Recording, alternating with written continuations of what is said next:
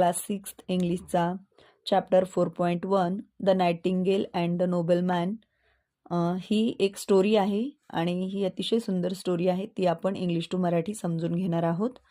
तर नायटिंगेल म्हणजे एक गाणारा बुलबुल पक्षी आणि नोबेलमॅन म्हणजे सरदार, जे की तुम्ही या ठिकाणी चित्रामध्ये पाहू शकता. हा नोबेलमॅन असतो आणि धिस इज अ नायटिंगेल. तर आपण या ठिकाणी सुरू करूया. अ नोबेलमॅन in a far away land once caught a nightingale and put him in a cage. तर या ठिकाणी आपल्याला सांगता येईल फार अवे लँड म्हणजे खूप दूरच्या प्रदेशात. अ नोबेलमॅन म्हणजे सरदाराने काय केलेलं असतं, कॉट अ नाइटिंगेल म्हणजे गाणारा बुलबुल पक्षी पकडलेला असतो. And put him in a cage आणि तो पक्षी पिंजऱ्यामध्ये, केज म्हणजे पिंजरा, त्याच्यामध्ये ठेवलेला असतो. No birds like to be shut up in a cage. आणि आपल्याला माहित आहे की कोणत्याही पक्षाला पिंजऱ्यात बंद केलेले आवडत नाही. The nightingale began to plead आणि त्या ठिकाणी नाइटिंगेल जो आहे तो विनवणी करू लागला. Please set me free. तो काय म्हणू लागला की मला प्लीज कृपया करून सेट मी फ्री म्हणजे कृपया मला मुक्त करा, मला जाऊ द्या. If you let me go, जर तुम्ही मला जाऊ दिले, I will tell you the secret of happiness, तर मी तुम्हाला या ठिकाणी सुखाचे किंवा ज्याला आपण आनंदाचे म्हणूया रहस्य सांगेल. सिक्रेट म्हणजे रहस्य. The nobleman was rich but not happy. आणि तो जो नोबेलमॅन होता तो रिच होता परंतु तो हॅपी नव्हता. He wanted to know the secret of happiness आणि मग त्याला त्या आनंदाचे किंवा सुखाचे रहस्य जाणून घ्यायचे होते. So he let the bird go आणि म्हणून मग त्याने त्या पक्षाला जाऊ दिले. लिसन आणि नाइटिंगेल म्हणतो पुढे लिसन सेट द नाइटिंगेल म्हणजे तो गाणारा बुलबुल पक्षी म्हणाला ऐक तर मग. This is the secret of happiness. आता मी जे सांगणार आहे ना ते यशाचं रहस्य आहे आणि तो सांगत आहे पहा. Never cry over spilled milk and never trust idle words. त्याने या ठिकाणी दोन यशाचे दोन हॅपीनेस, हॅपीनेस म्हणजे आनंद किंवा सुख म्हणू आपण याला. तर सुखाचे रहस्य सांगितलेले आहेत ते कोणते पहा. Never cry over spilled milk म्हणजे होऊन गेलेल्या हानीबद्दल कधीही शोक करत बसू नये किंवा दुःख करू नये. And never trust idle words म्हणजे निरर्थक शब्दांवर कधीही विश्वास ठेवू नये. ह्या दोन त्याने आनंदाचे जे रहस्य असतात ते त्याला सांगितलेले असतात. सुखाचे जे रहस्य असतात ते सांगितलेले असतात. The nobleman didn't think much of the secret. आणि तो जो सरदार आहे त्यानं त्या ठिकाणी त्या सिक्रेट्सचा काही फारसा असा विचार केलेला नसतो. This is a just a silly piece of advice he exclaimed. आणि तो म्हणाला की हा तर काय निव्वळ मूर्खपणाचा सल्ला आहे.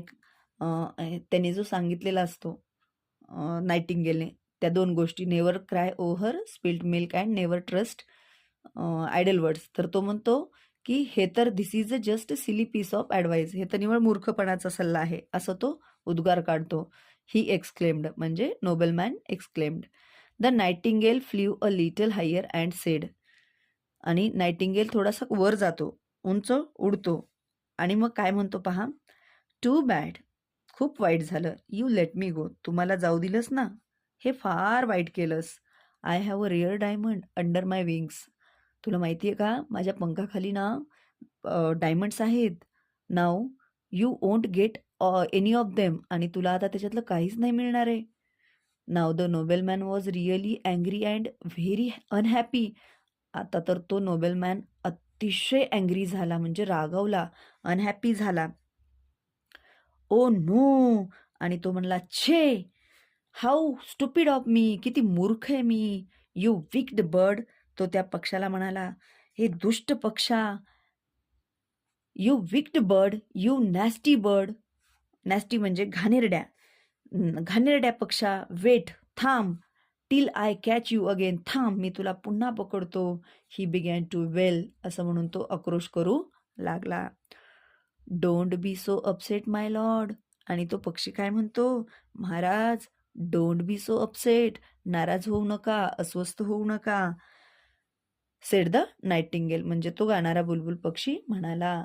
It was kind of you to let me go. हा तुमचा दयाळूपणा आहे होता, तुम्ही जे मला जाऊ दिलत ना महाराज. It was kind of you, हा तुमचा दयाळूपणा होता. That's why I gave you a good piece of advice, आणि म्हणून तर मी तुम्हाला हे 2 सल्ले दिलेले आहेत.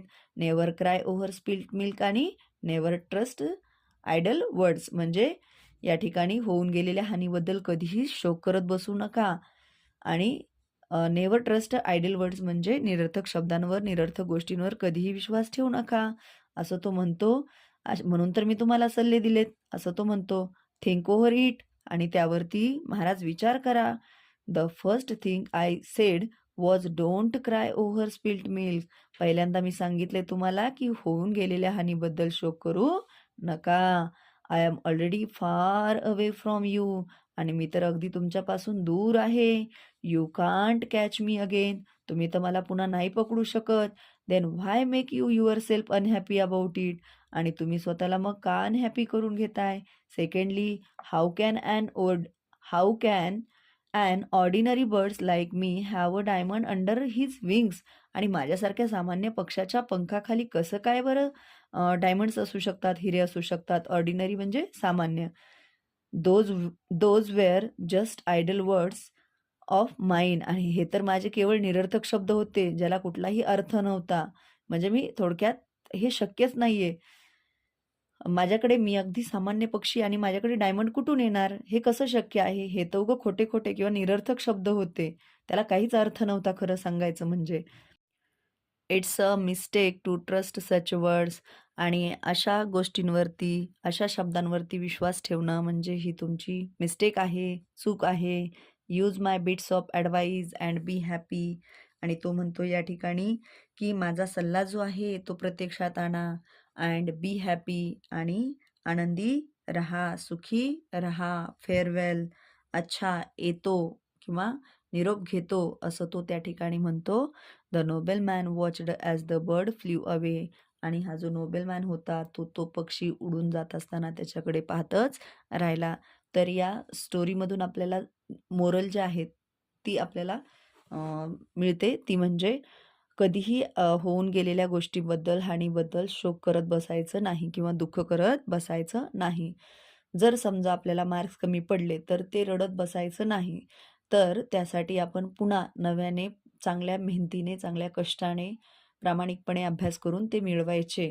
कारण मार्क्स कमी पडले म्हणून त्याच गोष्टीला धरून रडत बसायचं नाही. त्याने आपण आयुष्यात पुढे जाऊ शकत नसतो.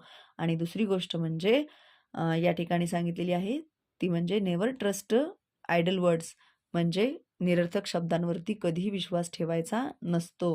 म्हणजे या ठिकाणी तो पक्षी असतो, त्याच्या पंखाखाली तो म्हणतो की हिरे, तर ते शक्यच नाही. अगदी सामान्य पक्षाच्या पंखाखाली हिरे कुठून येणार? तर हे त्या नोबेलमॅनला समजलं पाहिजे होतं, परंतु त्याला ते कळलं नाही. त्याने त्याच्यावरती विश्वास ठेवला आणि मग पुन्हा पश्चाताप करू लागला. तर ते आपण अगोदरच विचार केला पाहिजे. निरर्थक शब्दांवरती कधीच विश्वास ठेवला नाही पाहिजे. तर अशा पद्धतीने आपल्याला या स्टोरीमधून मोरल मिळते. तर व्हिडिओ आवडल्यास व्हिडिओला लाईक करा. धन्यवाद.